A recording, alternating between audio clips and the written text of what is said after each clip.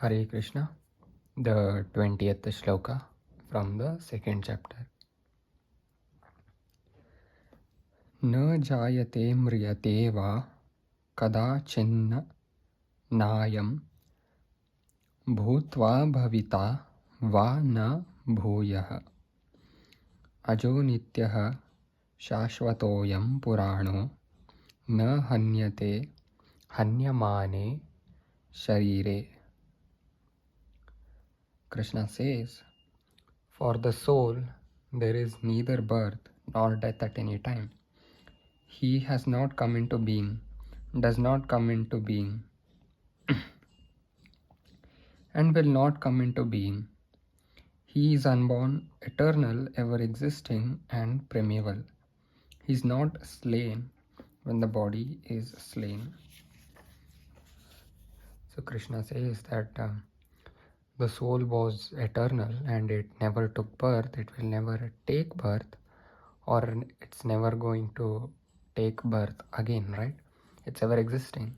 Something which is already there can neither take birth or neither die, right? So it's ever existing and it's infinite. Purport. Qualitatively, the small atomic fragmental part of the Supreme Spirit is one with the Supreme. He undergoes no changes like the body. Sometimes the soul is called the steady or kutastha. Kutastha. The body is subject to six kinds of transformation.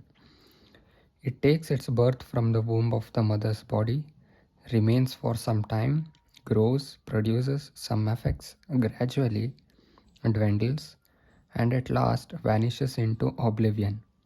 The soul, however, does not go through such changes. The soul is not born, but because he takes on a material body, the body takes its birth. The soul does not take birth there, and the soul does not die. Anything which has birth also has death.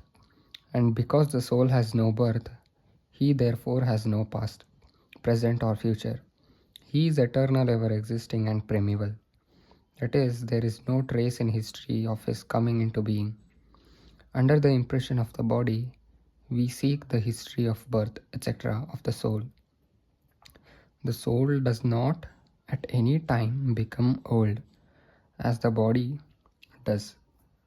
The so-called old man therefore feels himself to be in the same spirit as in his childhood or youth. The changes of the body do not affect the soul. The soul does not deteriorate like a tree, nor anything material. The soul has no byproduct either. The byproduct of the body, namely children, are also different individual souls. And owing to the body, they appear as children of a particular man. The body develops because of the soul's presence, but the soul has neither offshoots nor change. Therefore, the soul is free from 6 changes of the body. In the Katha Upanishad, we also find a similar passage which reads, Na jayate mriyate va vipaschinna nayam kutaschinna babhuva kaschit ajo nityaha shashvatoyam purano na hanyate hanyamane sharire. The meaning and purport of this verse is the same as in the Bhagavad Gita. But here in this verse, there is one special word, vipaschita, which means learned or with knowledge. The soul is full of knowledge or full always with consciousness. Therefore, consciousness is the symptom of the soul. Even if one does not find the soul within the heart, where he is situated, one can still understand the presence of the soul simply by the presence of consciousness. Sometimes we do not find the sun in the sky owing to clouds or for some other reasons, but the light of the sun is always there, and we are convinced that it is therefore daytime. As soon as there is a little light in the sky early in the morning, we can understand that the sun is in the sky. Similarly, since there is some consciousness in all bodies, whether man or animal, we can understand the presence of the soul. This consciousness of the soul is, however, different from the consciousness of the Supreme, because the Supreme Consciousness is all knowledge, past, present, and future. The consciousness of the individual soul is prone to be forgetful. When he is forgetful of his real nature, he obtains education and enlightenment from the superior lessons of Krishna. But Krishna is not like the forgetful soul. If so, Krishna's teaching of Bhagavad Gita would be useless. There are two kinds of souls, namely the minute particle soul, Anu Atma, and the super soul, Vibhu Atma. This is also confirmed in Katha Upanishad in this way.